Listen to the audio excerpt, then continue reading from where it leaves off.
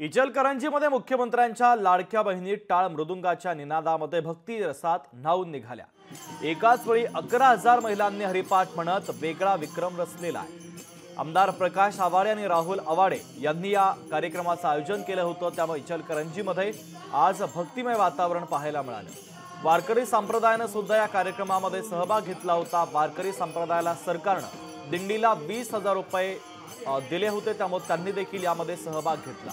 आगामी काळात विठ्ठलाचा आशीर्वाद कष्टकऱ्यांच्या पाठीशी असल्याची प्रतिक्रिया प्रकाश आवाडे आणि राहुल आवाडे यांनी व्यक्त केली।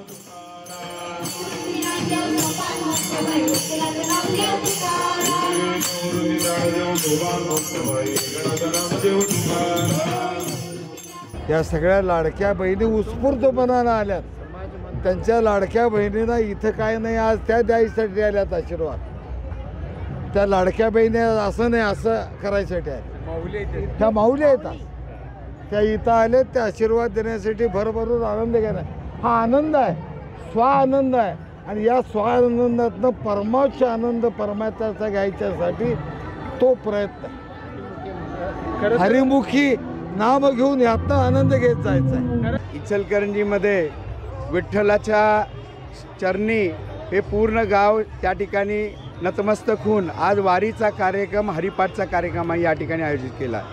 10,000 पेक्षा महिला टाळ घेऊन आज हरिपाठचा कार्यक्रम संपन्न झाला आणि आता इथं मोठी दिंडी आपण या ठिकाणी गावामध्ये संपन्न करतो। 10,000 पेक्षा जास्त महिला या ठिकाणी त्यांनी सहभाग दाखवला आहे। फार सुंदर आणि ऐतिहासिक सोहळा या ठिकाणी इचलकरंजीमध्ये पार पडतो। लोकशाही मराठी ऐका, पहा, जागरूक रहा।